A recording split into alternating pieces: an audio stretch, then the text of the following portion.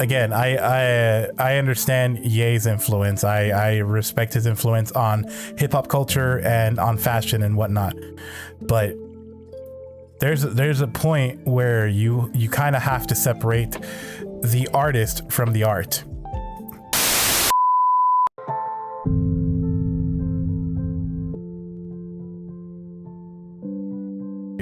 All right.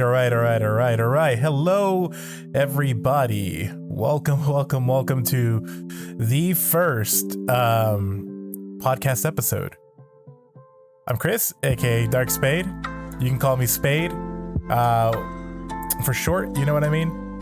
But yeah, this is the first episode of the Random Thoughts podcast. So this is the podcast that I'm going to be doing, or try to be doing, on a weekly basis, because I'm one of those type of people that will start something and then won't continue it just because I don't know. I just find it hard to continue something, and this is something that I do want to continue. So this is going to be my thing, the podcast, okay? And at the moment, it's just going to be me. You're going to be stuck here with my random thoughts. So I hope you guys are along for the ride for that. Again, why would you want to listen to me? Who am I? Who even am I that you would even want to listen to anything I have to say? Well, I'll tell you who I am. So once again, my name is Chris. I go by Dark Spade on the internet, but I also go by Spade or Dark, either one. Either one's fine with me.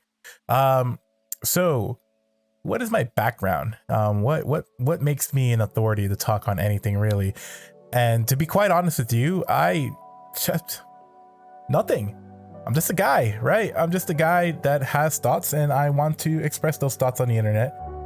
And, that's basically what this podcast is going to be. It's going to be something where I can express my thoughts.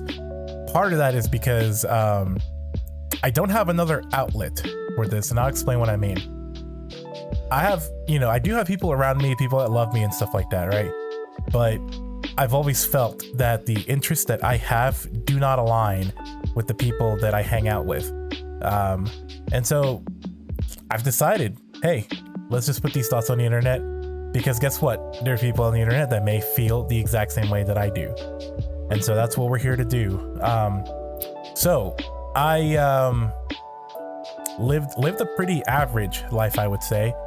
Both my parents were immigrants to the United States. They both immigrated to the United States in different ways. My mother, she overstayed her visa. She came over to train a young girl to run in the Special Olympics. And when it was time to go, my mother decided that she was going to leave everything behind in her home country of El Salvador and come here for a better life. And that's what she decided to do. And when she was here, she met someone who, used to be, I'm pretty sure they still keep up with each other, but at the time was like her best friend. And this woman and her went down to Georgia. They worked on a farm. They were babysitters on a farm. They got lucky that they didn't have to do outdoor work, but they were babysitters on a farm.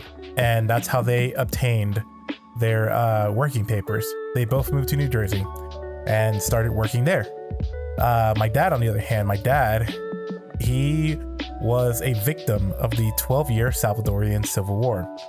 He basically was getting to that age where either the guerrilla forces or the military, the Salvadorian military, were going to try to conscript him.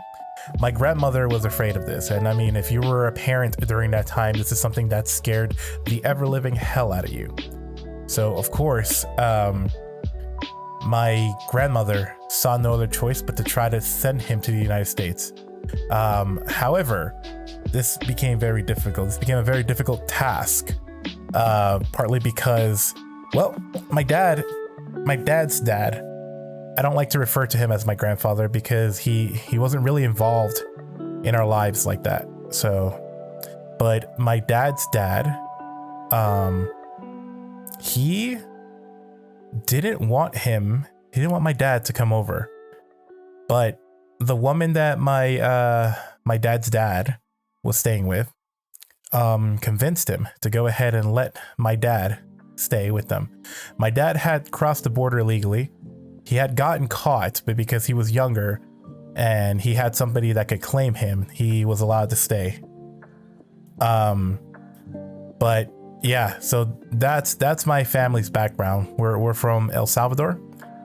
My background, I was born in New Jersey, and so I was born in a city called Elizabeth, New Jersey, and I grew up there. I was raised there until I was about 14. When I turned 14, my parents decided that they wanted something else.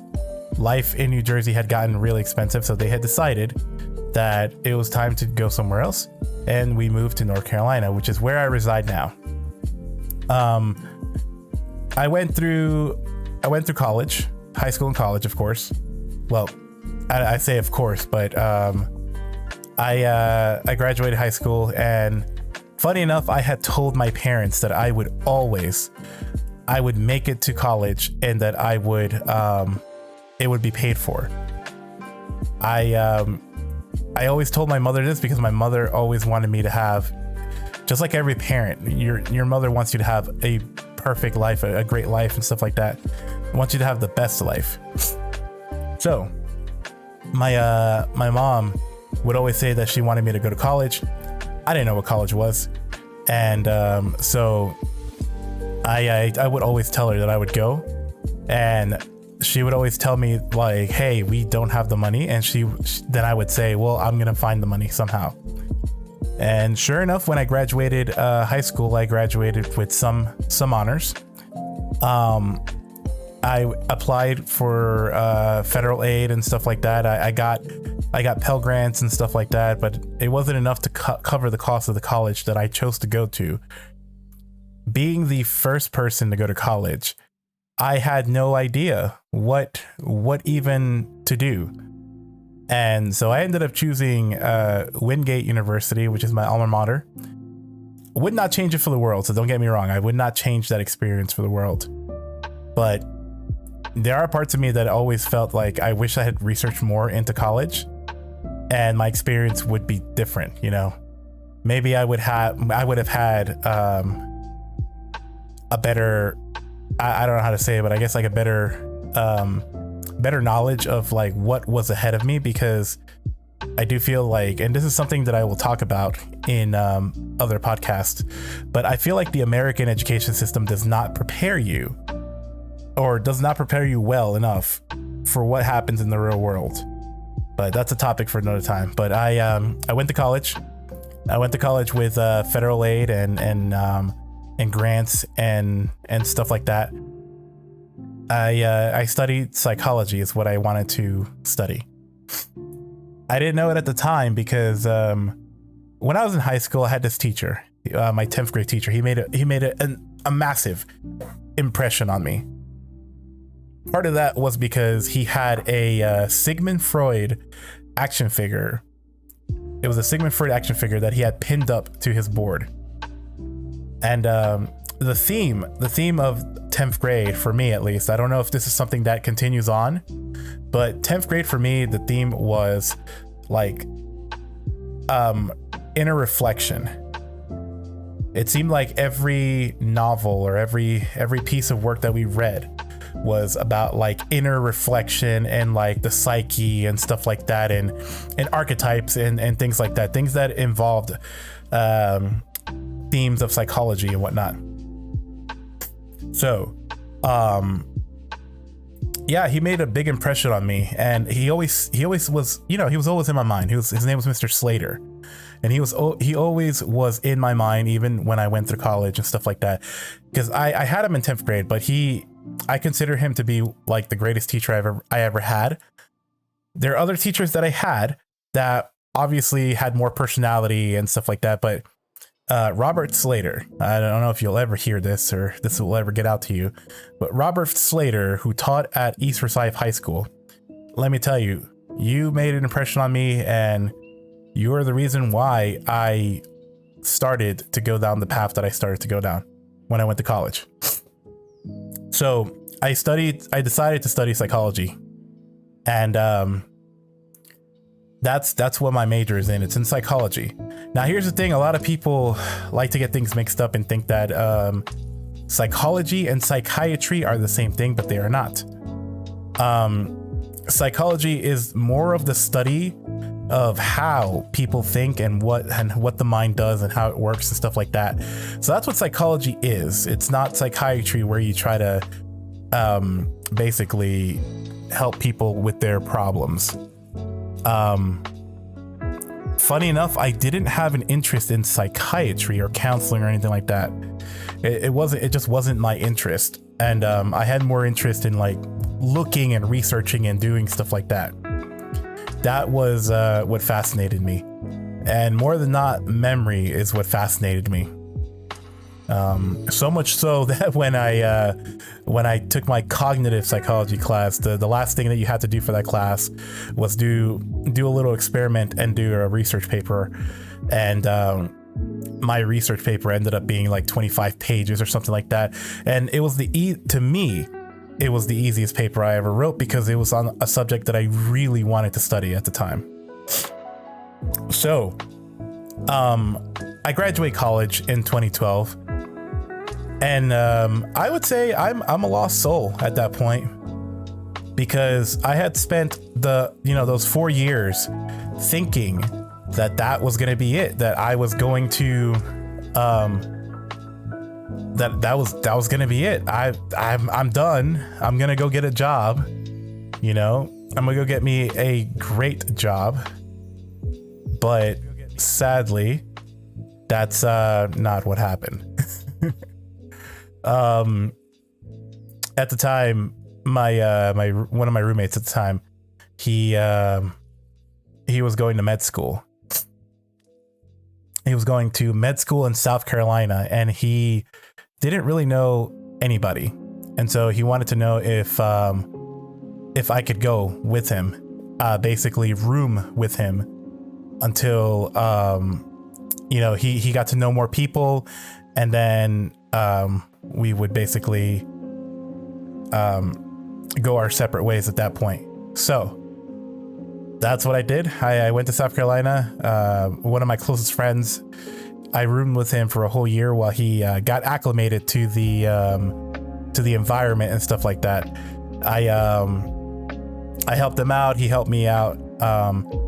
And things were great. And then I moved back to North Carolina because at the time my mom was going through some stuff, and both my parents were going through some stuff, and I decided that was the time, for me to give back, because both my parents had given so much to me, even though, at the time I wasn't that close to my dad because of he had a little bit of infidelity towards my mom. And it took me living life to realize that there's two sides to every story. And so that was a tough time for me, and which is part of the reason why, even though I got my 4-year degree in psychology, I did not continue into grad school. And yeah, I didn't continue into grad school. I just came back home, and I basically started working odd jobs.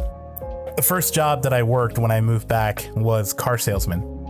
So I sold cars, but I didn't enjoy that line of work at all because I didn't see an end goal. I didn't get to see anything like that. I saw basically me trying to trick people into buying a piece of shit car for more than it was worth. And that's one of the things that really did not stick well with me. I did not like the fact that I had to lie to people to earn their money. I also didn't like the fact that I was in there for 12 hours a day, making phone calls and sending emails and patrolling the lot to see if I could get anybody to buy a car. After that, I worked for Target. I worked for Target in electronics. I got hired on during the holiday season, and that's when it was the most busy. And yeah, I got hired on. They kept me after the holiday season, after working for them for a few years, they promoted me to what's called asset protection. And asset protection is where you basically try to keep the product in the store. You try to keep it from getting stolen. And that was fun for a little bit, but it got old. And I also had an experience where I thought that, holy crap, you know, if this had gone a different way, I may not be here anymore. So I do not want to continue to do this. So my aunt, one of my aunts, she was leaving a school. She worked as their what's called a guidance clerk. And what they do is they're in an office all day. They basically make sure that all the kids that are signed into the school or signed up to the school, all their information is correct. She makes sure all their folders are correct. So that was her job, and she was leaving that job. My job with Target was somewhat similar, where you were stuck in a you're basically stuck in a what's it called, a room all day. If you don't know this, a lot of Target stores only have one asset protection guy, unless they're considered a very high theft store. So the store I was at was not considered a high theft store, so they only had me. So I was stuck in the office for most of the time, and you know, I was doing product counts and stuff like that. It was not fun. I didn't enjoy it. And so I thought, hey, I probably wouldn't enjoy being stuck in an office all day. So, but I called anyways. You know, I called and I asked them what other positions do they have? And they told me that they had a teaching assistant position open that I could get into. They were like, as long as you have college credits, you know, you could be a teaching assistant. And I was like, oh, great. I do have college credits. Let's do that. So I did. I started at the school as what's called an ESL assistant. ESL is the program where you help students that do not speak English, and you help them with their classes and stuff like that. But my first year was, my first year, let me tell you, and we can get into that another time. I'm just trying to get to this introduction so we can get into the meat of the podcast today. Started as a teaching assistant, but after the first year of being a teaching assistant, the teacher that I worked under, she decided not to return, but she didn't tell anybody. So they look at me, they say, you already have a relationship with these kids, so go ahead and you're going to become their new teacher. And I was like, what? Excuse me? And so I became the new ESL teacher first by becoming a what's it called? I became a long-term sub is what it's called, where I basically worked as a teacher, had all the responsibilities of a teacher, but I had no benefits. No benefits. I didn't have health insurance. I didn't have dental, none of that stuff. But after a while, they went ahead and hired me as a teacher after I had gone and gotten all my stuff. Like basically all the I had gotten some stuff, not all my certificates and everything to be a teacher, but I got some stuff. And hold on, I'm trying to say something right quick. I do apologize. Yeah, sorry. I had gotten some of my stuff. I had gotten what's called the praxis done, and the praxis is it's a test where they see if you're ready to become a teacher and stuff like that, which was weird because they told me that that's all I had to do. But of course they lied to me because they wanted me to get on as soon as possible. They wanted me to be a teacher for them as soon as I possibly could. And yeah, so I taught at this school for the next 4 years, but then the pandemic hit, and the pandemic hit hard. Most of you guys, maybe you don't believe in the pandemic and whatnot, but there are people that lived through it, and let me tell you, it was serious. It was serious stuff. And as a teacher, it really affected me to see that I wasn't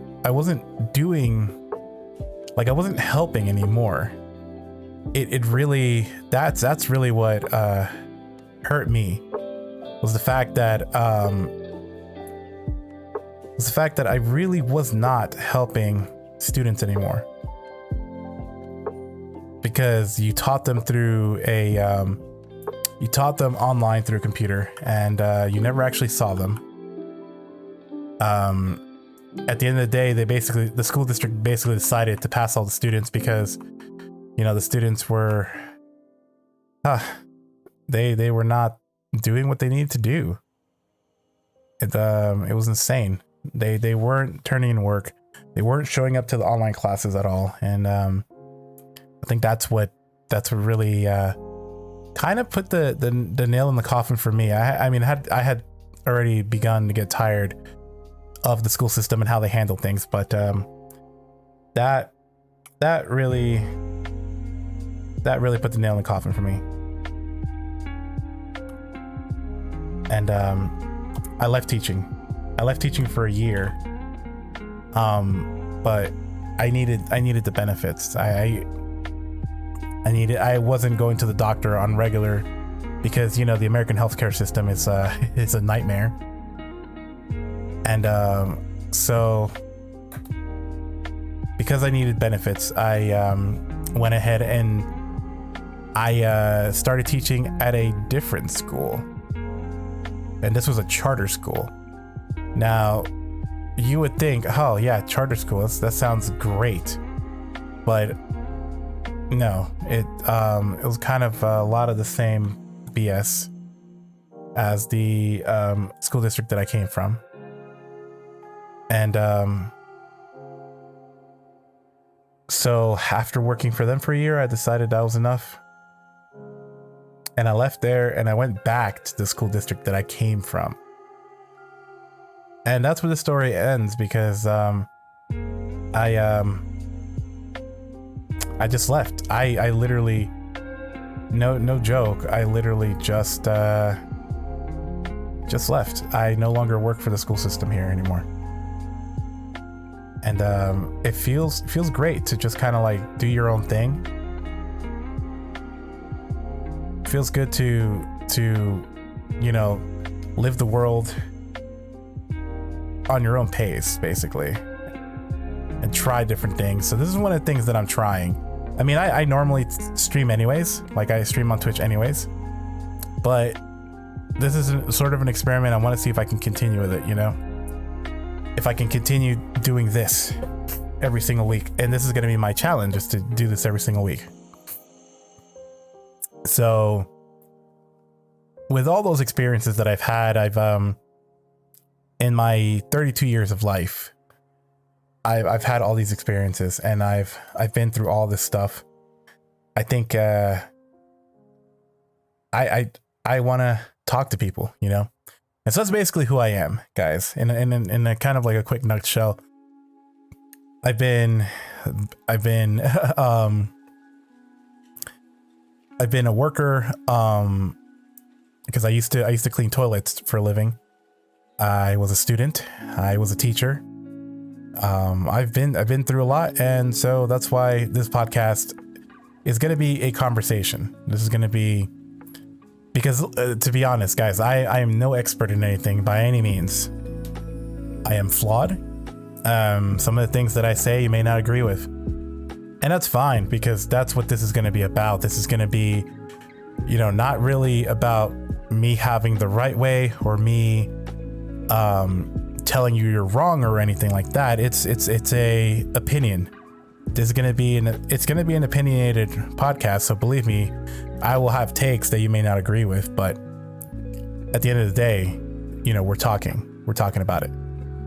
So with that being said, let's get on to our first topic, the first topic for today.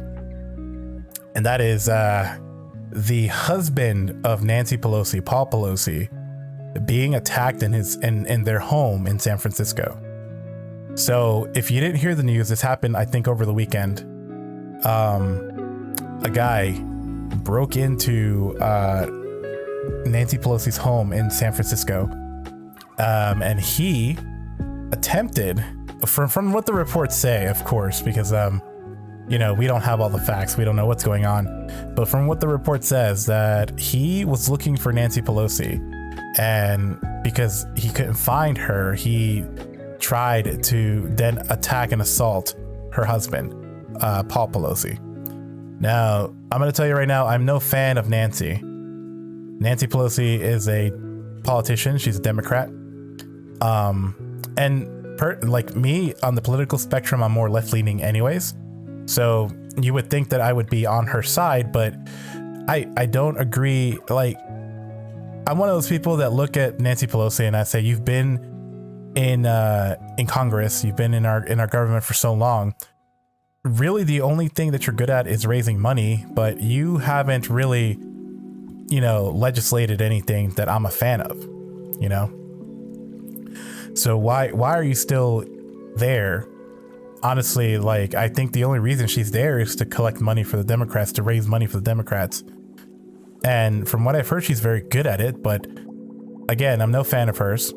I think that, her time should be up. I think she should step down and let somebody else have her seat. Somebody who is a little more progressive, I think, because that's the one thing about the Democratic Party that I don't agree with. Like, there's a lot of stuff that I do because I am left leaning, but one of the things that I do believe is that the Democratic Party should be more progressive, and they should be a little more aggressive with their tactics and stuff like that about getting things done.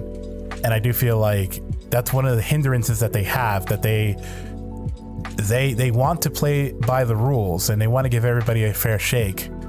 But again, at the end of the day, I feel like that's a little bit of a hindrance, because then, a lot of things happen and it becomes too late to reverse the damage of what's happened. So again, I'm no fan of Nancy Pelosi, but what happened to her husband is it's just it's inexcusable, And the reason why I wanted to bring up the Paul Pelosi story is because this goes to a larger problem.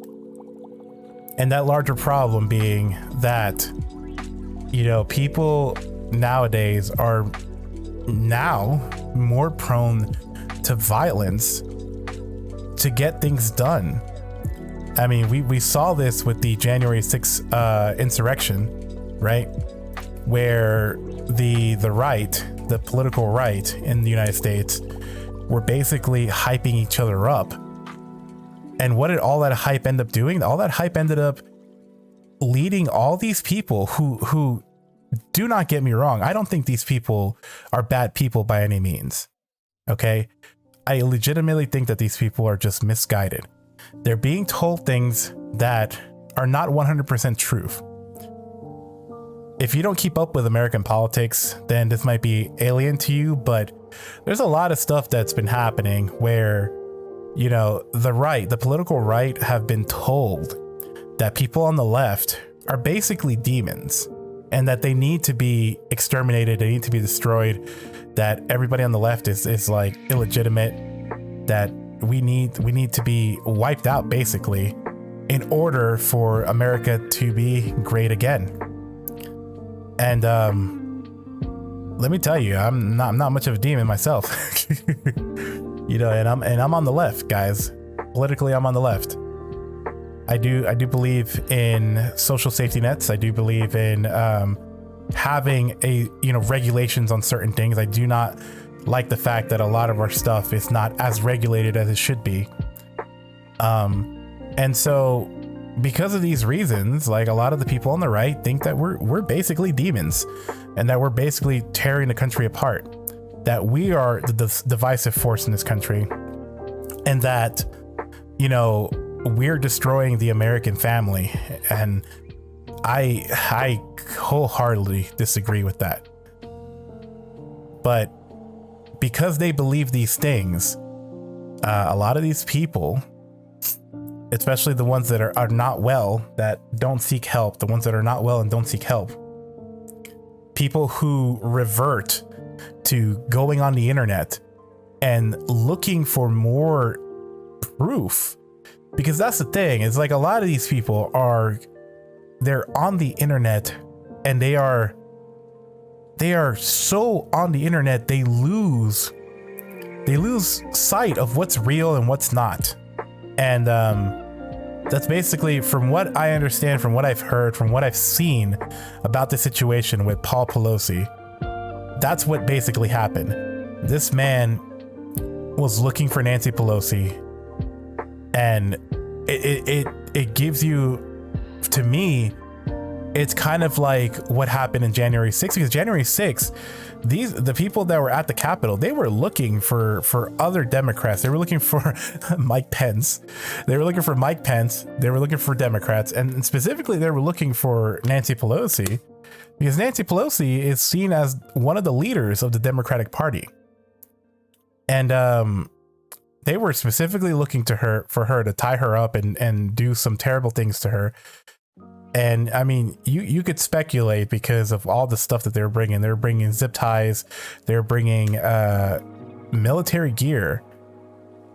And that's why, like, it makes me think of that, because this guy came in, broke in, had a hammer, attacked Paul Pelosi with a hammer, actually injured him and sent him to the hospital. And again, he was looking for Nancy. And I do think this is a symptom. Symptom.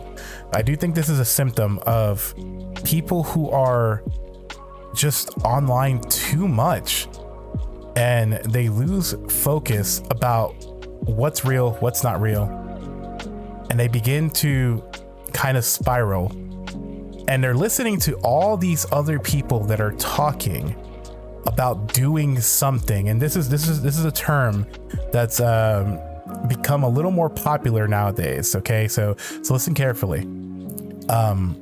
The term is stochastic terrorism. If you have never heard what stochastic terrorism is, or you've never heard the term before, stochastic terrorism is a term where what it means is that you are not directly inciting the violence, you're not directly involved with the violence, but you are suggesting it. And that's what's becoming the problem nowadays. If you look at right-wing media, for the most part, a lot of it is propaganda that gets people hype. And what do I mean by hype? What I'm talking about here is the fact that they talk about the upcoming wars. They talk about how the left is going to come and take your rights away, how the left is going to come and take your weapons away, how you're no longer allowed to say anything you want to say, blah, blah, blah, this, that, and the third. And these people at home who may not interact with other people that often, right? Who may be basically stuck at home, right? And all they do is basically watch TV or sit on the internet and look at things. These people are being bombarded by this type of media, and it's only going to hype them up, make them feel like they have to do something, right? And so I think that this Paul Pelosi situation is another example of that. Now, again, Nancy Pelosi is not my favorite person, but I do wish them well. And I hope that other people like Alexandria Ocasio-Cortez, Rashida Tlaib, and other Congress people are also being careful, because that just goes to show you that these people, okay, extremists, we'll call them extremists because that's what they are. These people are willing, and there's nothing holding them back anymore. And I feel like that's because they feel like they can get away with stuff like this because they feel that they are in the right. They believe that they are doing the right thing, because there are people in media, in right-wing media, who these people look up to, who are telling them that this is the thing to do. Now, they're not saying it directly to them. They're not saying like, do this. They are suggestive. Okay. Very suggestive. And the way that they talk about, what the left is doing or what the left wants to do. And so, again, I wish Paul Pelosi a speedy recovery. I hope that, Nancy beefs up her personal security, because that is a scary situation to be in. I would not wish that situation on anybody, and I would not wish to be in that situation myself. So, all the best to them. And I hope that the people that feel emboldened to do something like this, I hope that the people that feel emboldened to do something like this rethink what they're going to do. Because it's not cool, guys. It's not cool at all. So let's move on to our next topic of today. Oh, excuse me, let me get some water. Let's move on to our next topic for the day. And that is our old pal Kanye West, or Ye, formerly Kanye West. Kanye West, or Ye has been talking up a storm the past 2.5 weeks. He's been going on basically every podcast that would have him. He's been making media appearances. And why is that? Why do you guys think that Mr. Ye has been making the rounds on media? Well, let me tell you why he's been making his rounds on media. Ye has been making his rounds on media because about 2.5 weeks ago, maybe a little bit longer, Ye wanted to make a statement, and he wore a t-shirt that said "White Lives Matter." Now, you may not think this is a big deal. You may not think that it's anything to get all riled up about. The thing is that it is a counter to the Black Lives Matter movement. Now, why is it a counter to the Black Lives Matter movement? Because you may be thinking to yourself, shouldn't all lives matter? But what you need to understand about the Black Lives Matter movement, and the reason why that became a slogan, that became a rallying cry, is because, let's be honest with ourselves, okay? The way things have been in this country for the past 280 years, which is how old the country is. The United States is about 280 years old, as a, on the paper country, as in, that's when we signed the Declaration of Independence. That's when we formed an actual government. We weren't just a bunch of farmers and landowners that were just like running around here. So the country's been around for 280 years, but in those 280 years, there have been a group of people that have been, treated as less than. And so when the movements first started, that's what it was. And the movement started to bring attention to the fact that Black people in this country have been treated like second-class citizens, basically. And, it basically was saying that, yeah, all lives should matter, right? But at this moment in time, and in our history right now, which was back in like 2016, I want to say. But at this moment right now, because of all the violence that has been happening to Black people from other races, right? Then it seems like Black lives do not matter. And that's why we want to say that Black lives do matter. Okay. So that was how the movement first began. And, there's a lot of stuff that BLM has done that has been controversial, right? Such as some of the peaceful protests that they've had have turned violent. Now, I say it's controversial because a lot of people like to use those examples of the BLM protest to say that they're a violent organization, that they're doing stuff that is counterintuitive to what supposedly they stand for. But the fact of the matter is that those were peaceful protests before police got involved.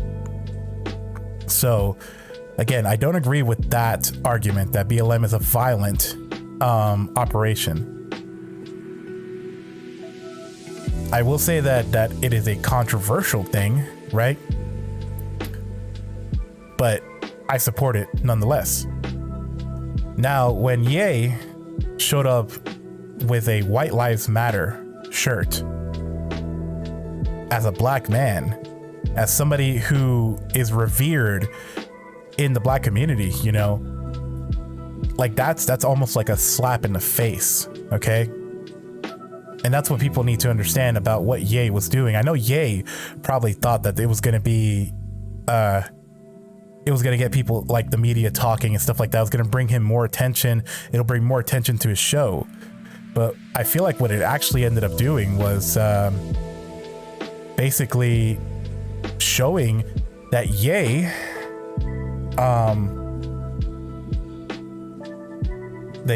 is basically he's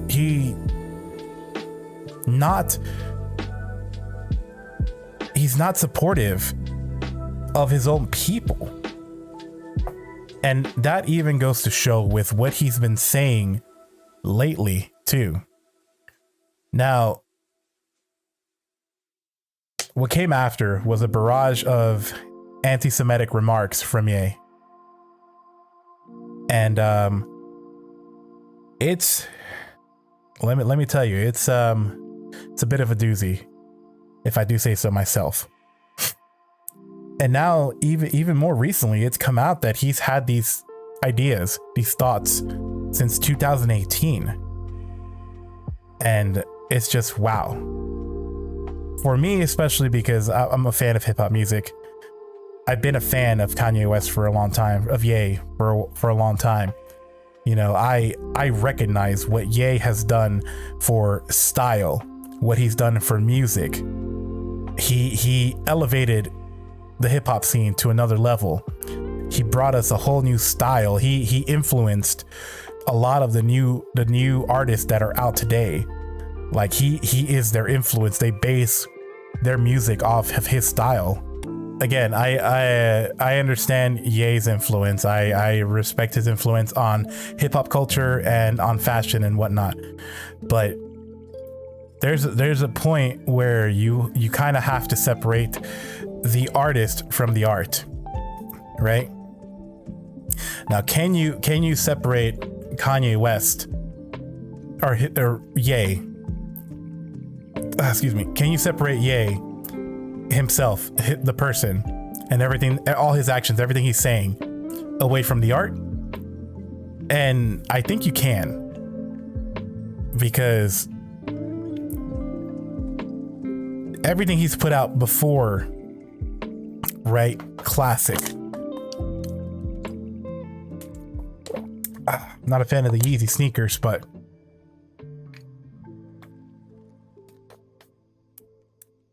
excuse me, I had a tickle in my throat. Personally, I'm not a fan of the Yeezy sneakers.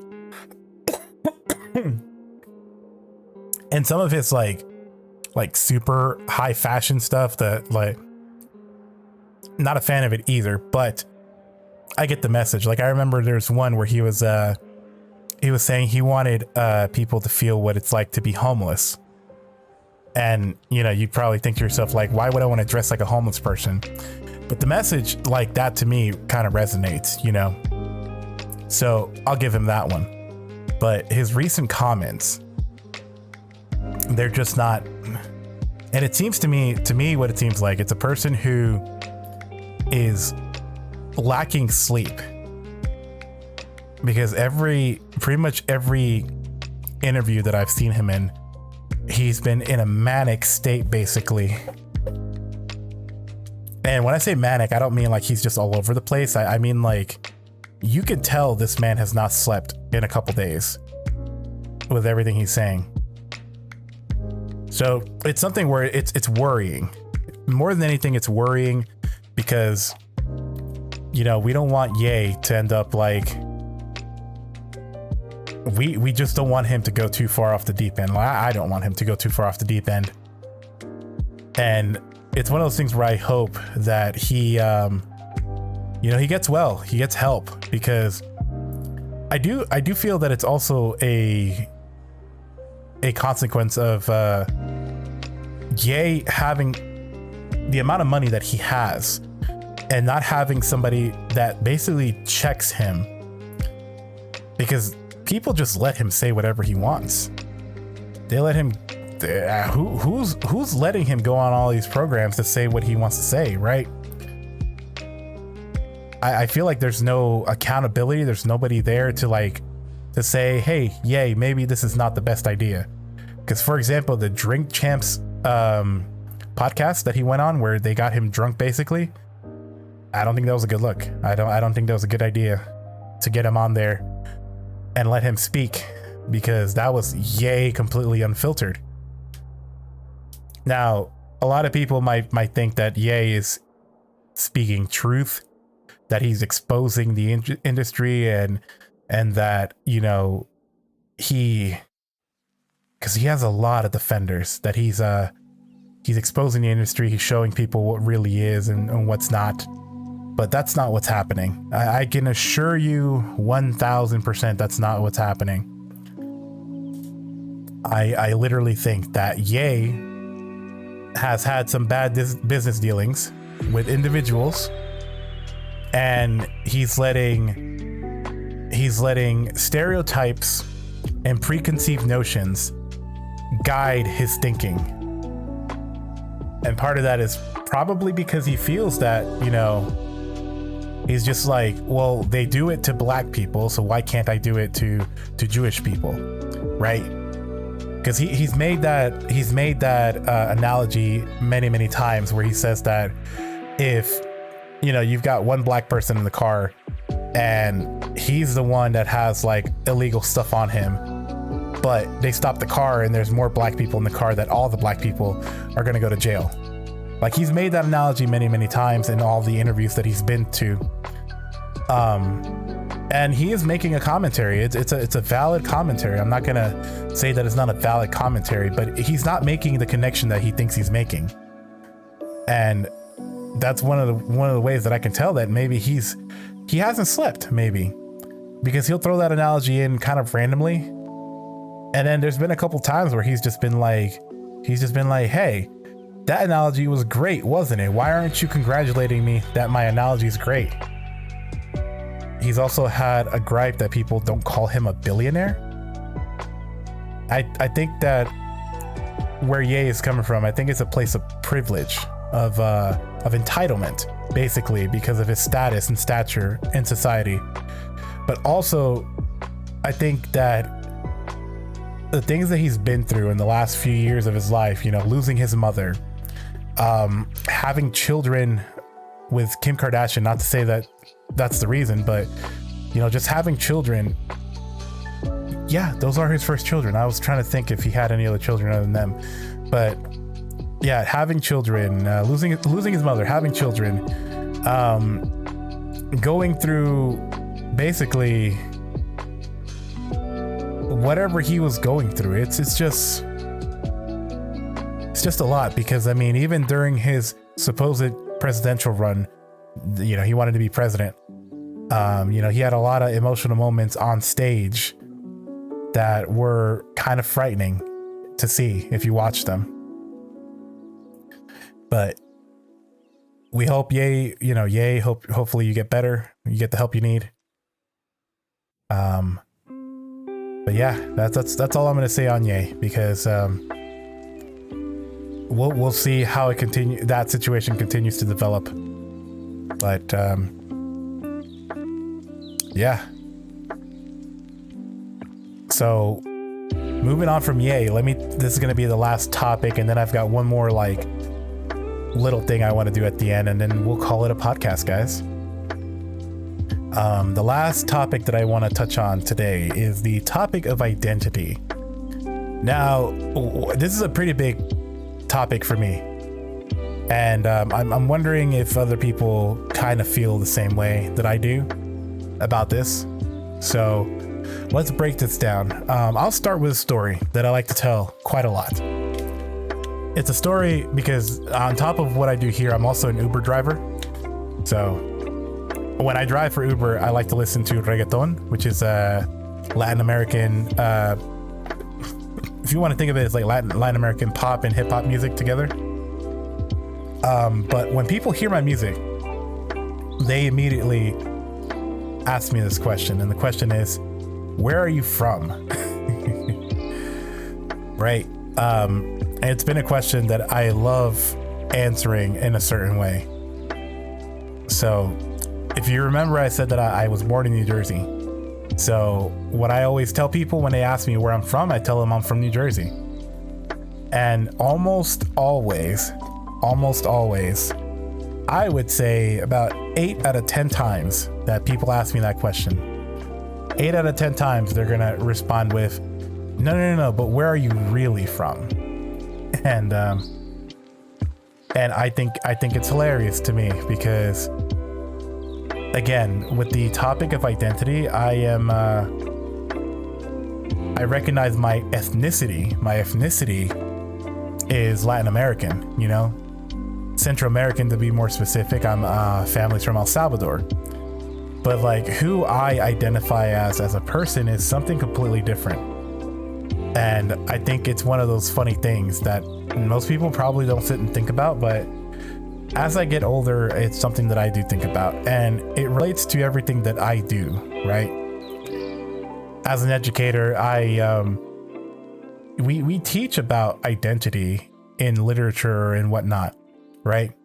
It's one of those things that you talk about, like who are the characters? Can you describe them to me? What motivates them, right? Where are they from? Where are they now? And it's something that, you know, the schools will drill into you. Also, like the kids that I serve, you know, who are they? Right? Who are you in this exact moment? And who do you want to be? So the reason why I start with that little story, that little anecdote, is because like that's the way I look at it too. Like when people ask me, where are you from? My honest answer is that I'm from New Jersey. And I say that with everything in my chest because that's where I was born. I was raised there until I was 14. I met my first friends, you know, growing up in New Jersey. I still talk to people from there, from my youth. Everything, every foundational building block of my being is New Jersey. Some of you may think like, hold on, wait a minute, but your parents are from El Salvador. Didn't they raise you like a Salvadorian? And my answer is my parents worked. So as an immigrant family, okay, like both my parents at the time were not US citizens yet. They worked quite a lot. Okay. At one point in my life, my dad had 3 jobs. He worked 3 jobs. Can you imagine working 3 jobs to maintain a family? And having the woman you had kids with also work? Like, it was incredible, like what my parents did to raise us, okay? And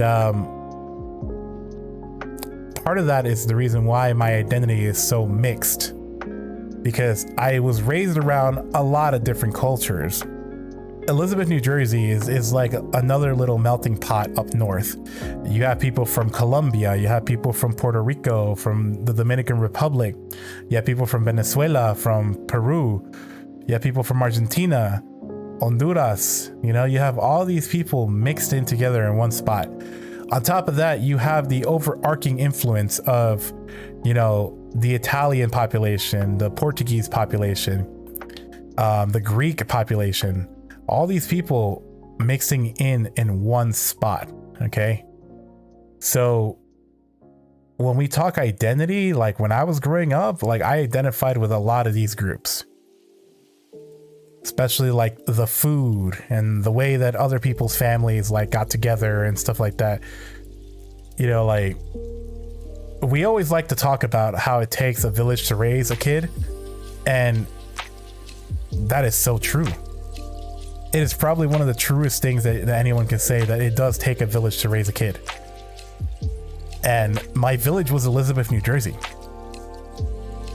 And so when we talk identity, and I talk about like how I identify, that's how I identify, from where I was raised, you know. And it's a difficult thing to explain and a difficult thing to discuss with other people, because a lot of people that I've talked to or tried to explain this to are just like, well, no, you're just American. That's what you are. Like, you're not Salvadorian. You weren't raised over there. And or they'll say things like, you're ashamed of where you come from and blah, blah, blah. That's why you don't talk about you being Salvadorian and blah, blah, blah, this, that, and third. But it's not that. It's the fact that I don't feel that connection. The only connection I have to El Salvador is through my family and my parents and stuff like that. That is because I've been there and I lived a year there, but it's a year that I don't even remember. You know, I was very young when we did that. The last time I was there, I want to say I was like 10 or 11 years old. It was the last time I was there. And again, like, I haven't spent a lot of time, not because I didn't want to, but just because circumstances in life, right, makes it hard to do the things that you want. And I'm missing that connection, you know. But it's not from not wanting to have the connection. It's just from life being life. And so when people ask me how I identify, again, I say I'm from New Jersey because that's where I spent the majority of my life. I spent it in New Jersey. Well, recently, you know, my life here in North Carolina has eclipsed it, but only by like a year or two, I think. Is that right? A year or two? No. I've officially spent more time in North Carolina than in New Jersey. But my formative years, the years that make me who I am, were spent in New Jersey. You know, eating Italian subs, you know, going down to the Jersey Shore, stuff like that. Those were my formative years, and that's why any time that somebody asks me where I'm from, I'm always gonna say New Jersey. Funny enough, though, now that people ask me, "Are you from here?" when they ask me if I'm from this city that I live in North Carolina, I say yeah. I can say that now, because I do get that asked. I get that asked a lot too. Are you from this area? And I'll say yeah, I can say that now. But I do feel like that's how identity is one of those tricky things where you have to really look inside of yourself, because a lot of people will just say something and that's how they identify. But I think it's one of those things where you really have to like dig deep and think about, like, okay, how do I present myself to other people? You know? So this is the end of this segment here. Now let's get on to the last thing I do want to talk about. The last thing, before we call it a podcast, okay?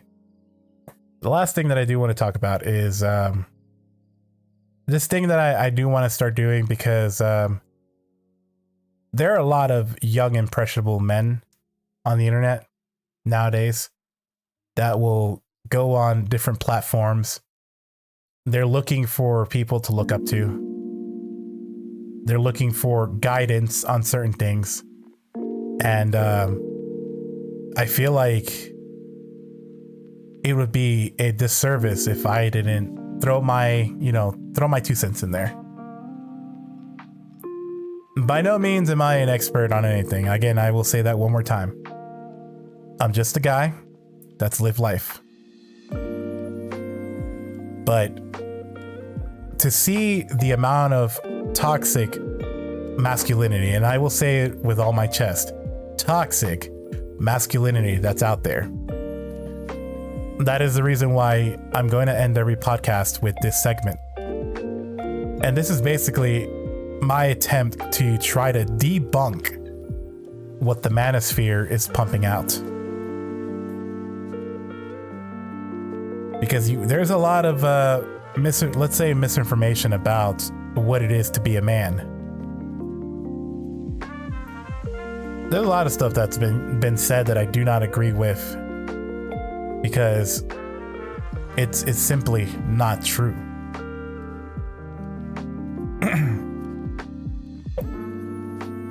So let's see if we can get started with something here. I'm gonna start with the idea of like different tiers of men. You've probably heard about the alpha, beta, and the sigma male or whatever. I don't know if they've expanded on any of those, but alpha, beta, and sigma, right?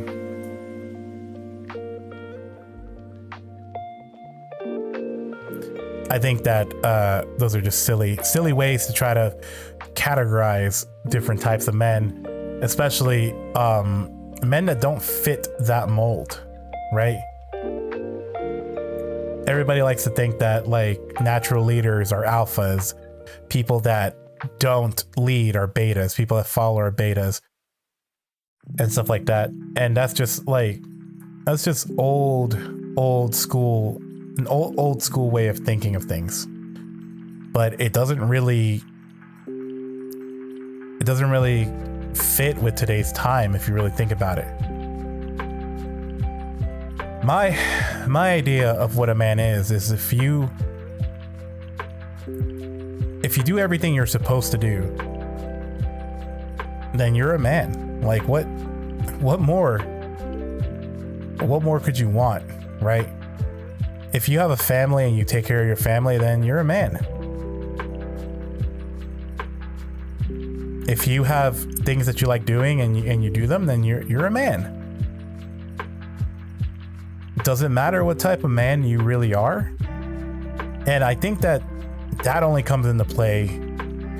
I think all that stuff that the manosphere tries to push out only applies to like dating, and even then it doesn't apply, because women are not a monolith. Like, not all women are exactly the same. You can't apply all the same things to all women.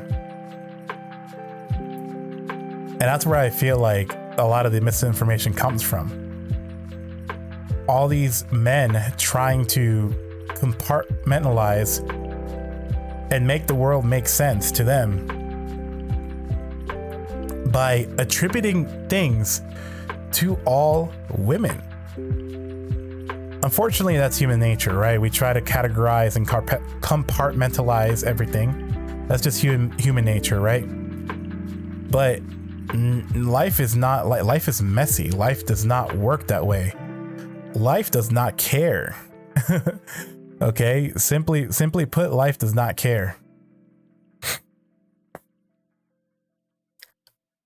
Now, there's some things that the manosphere does do well, right? They tell you to work out and get exercise and go out and stuff, and yes, those things are good. Those things are good for you. But when they start talking about like what all women are like, it's not true. When they start talking about the things that you need to do as a quote unquote alpha, or a man, or a top tier, or whatever they categorize, like successful men, or whatever they want to categorize their top tier men as, it's not always true. It is not always true. And so again, when we do the podcast next week, we'll have another topic to talk about.